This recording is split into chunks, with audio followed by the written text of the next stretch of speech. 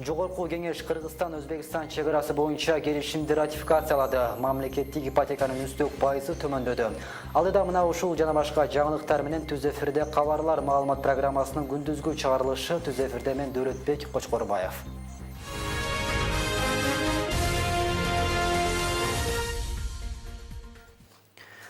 Жогорку кеңеш бүгүн Кыргызстан-Өзбекстан чегарасы боюнча келишимди 2 жана 3 окууда жабык карап ратификациялады. Документтин кабыл алынышына жыйынга катышкан 97 депутаттын баары макул деп колдоп беришти.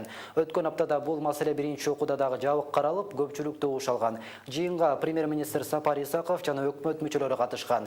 Тиешелүү мыйзам долбоорунун парламент ратификациялаган соң ага мамлекет башчы Алмазбек Атамбаевдин 5 октябрга деп айтылып жаткан Ташкент сапарыда эки өлкө башчыларынын кол коюусу күтүлүүдө.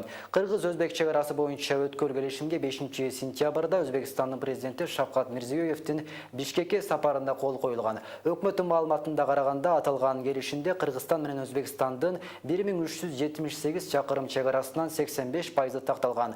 Калганы жыл соңуна чейин макулдашуулары күтүлүүдө. Мамлекеттик ипотеканын үстөк пайызы төмөндөдү. Өкмөттүн токтомуна ылайык 1 октябрдан тарта ал 8% үстөк менен бериле баштайт. Өкмөт арзан туракча 2015-2020 программасын кабыл алган. Биринчи насыялар алгачкы төлөмүнүн суммасына жараша 12-14% менен берилип, кийин 10-12% болгон. Мындай насыя алыш үчүн жаран мамлекеттик органда иштеп, алгач сатып ала турган турак жайдын баасынын 30%-ын төлөөгө милдеттүү. Учурда мамлекеттик ипотеканы мекемелерде иштебеген жарандардын алуусуна да уруксат берүү жагы каралып, бул маселени мекеме аралык топ талкуулап жатат. Ипотекалык насыя бериле баштаган 2016 жылдан бери бүгүнгүгө карата 1812 жаран 2 миллиард 182 миллион сомго каржылаган. Кыргызстандын коммерциялык банктарында ипотекалык насыя 18-22 үстөк менен берилет. Борбордук шайлоо комиссиясында коомдук байкоочу кеңеш түзүлөт. Боршайком билдиргенде кеңештин курамында 10-15 адам кирет. Талапкерлердин коомчулуктун жалпыга маалымдоо каражаттарынын өкүлдөрү менен коомдук байкоочу кеңеш түзүп, БШКнын системасында сервердин иши менен тиешелүү деңгээлде таанышууга шарт жаралат. 15 октябрда Кыргызстанда президенттик шайлоо өтөт. 13 талапкер ат салушуда.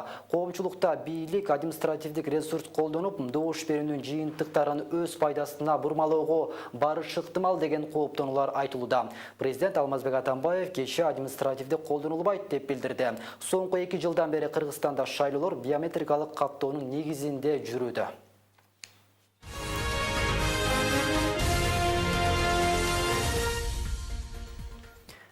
Диний ураандарга жамынган экстремизм менен терроризмдин толкунун ар бир мамлекетти бекемдөө, жеке маданиятты, тилди жана өзгөчөлүктөрдү сактоо аркылуу гана жойсо болот. Бул тууралуу мамлекет башчы Алмазбек Атамбаев бүгүн Бишкекте өтүп жаткан Ислам азыркы советтик мамлекетти эл аралык конференциясынын ачылышында сүйлөп жатып айтты. Президент азыр чала молдолор жана андайларды ээрчигендер көбөйгөнүн, алар ислам динине көлөкө түшүрүп жатканын, динди таңлоого, мажбурлоого жоктугун, дин ар бир адамдын жүрөгүндө болорун белгиледи.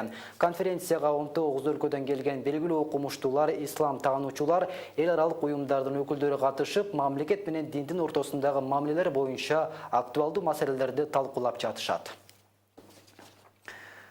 Премьер-министр Сапар Исаков Орусияга расмий сапар менен барат. Бул тууралуу өкмөттүн маалымат кызматынан кабарлашты. 29-30 сентябрга пландалып жаткан сапар алкагында ал Орус премьер-министри Дмитрий Медведев, мамлекеттик думанын төрагасы Вячеслав Володин менен жолугат. Исаков Скалково инновациялык борборунун иши, Москванын коопсуз шаар долбоору жана Мурас клиник медициналык борборунун ачылышына катышат. Ошондой эле Орусиядагы кыргызстандыктар, кыргыз диаспора өкүлдөрү менен жолугат.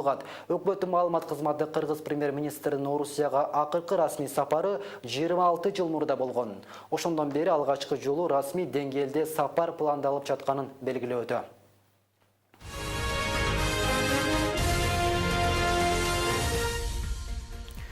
Өзгөчө Кырдаалдар министрлигинин айрым кызматкерлерине карата кылмыш иши козголду. Башкы прокуратурадан кабарлашкандай, алар кылмыш кодексинин кызмат абалынан кыянаттык менен пайдаланган, мамлекеттин кызыкчылыгына каршы келген контракт кабыл алган деген беренелери боюнча айыпталууда. Аскер прокуратурасы козгогон кылмыш иште өзгөчө Кырдаалдар министрдин сатып алуулар бөлүмүнүн жооптуу кызматкерлери карамай ташыган ишкана боюнча тендерди мыйзам бузуу менен жүргүзгөнү айтылат. Натыйжада карамай кымбат баада сатылып алынып, мамлекетке ири өлчөмдө зыян келтирилген деп шектелүүдө.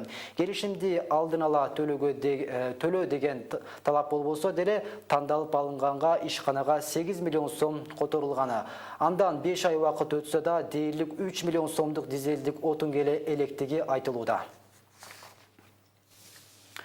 Ошту Акмөр жатаканасынын жашоочулары көчөдө калуу коркунучунда турат. Себеби жеке жаран бир канча соттук отурумдан жеңип чыгып, жатакананын ээси деп таанылды. Сот өкүмүнүн негизинде бүгүн аткаруучулар тургундарды мыйзам чегинде жатакананы бошотуп коюусун талап кылышты. 80ге жакын үй бүлө башка жерден баш маек жок деп даттанып чыгышты. Жашоочулардын арыз муңун Бегимай Асанова айтып берсин.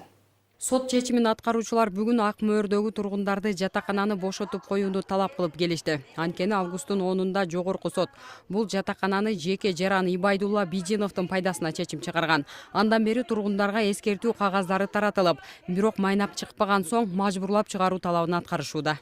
Өз ыктыярлары менен чыкпай келишет. Ошол себептен бүгүнкү күнгө мажбур иретинде үйдөн чыгаруу дайындалып, ошол үчүн ошол чечимди аткарганы келгенбиз.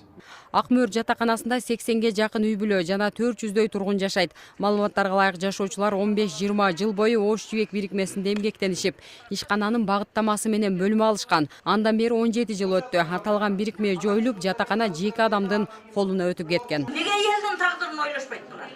Текстен ошол жолдомону берген үчүн киргенбиз. Буга чейин бир нече ирет тургундарга жатакананы бошотуу боюнча эскертүү берилген. Бирок мындагылар башка барар жерибиз жок деп Ош мэриясына кайрылышкан.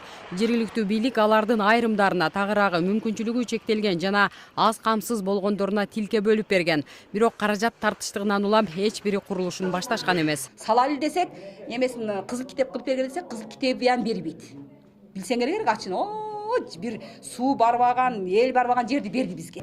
Эми чыгарса бара турган эч кимдин бара турган жери жок. Мындагы жашоочулардын наразычылыгынан улам менчик ээси жатаканадан чыгаруу күнүн узартканы маалым болду.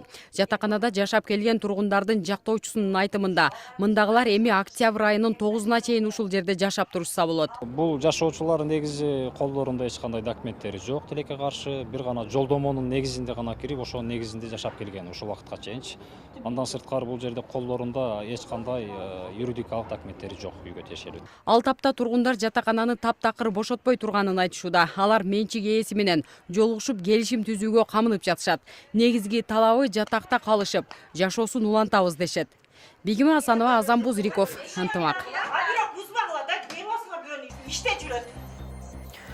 Берүүнүн соңунда сиздерди биздин сайтка чакыра кетейин. Ынтымак чекит KG сайтынан акыркы маалыматтарды, эң кызыктуу видеолорду таба аласыз. Биздин телеканалдан кеткен бардык берүүлөр ошол тарапка жайгаштырылат. Ынтымакты социалдык тармактардан дагы таба аласыз. Бизди Ынтымак медиа групп деп издеңиздер.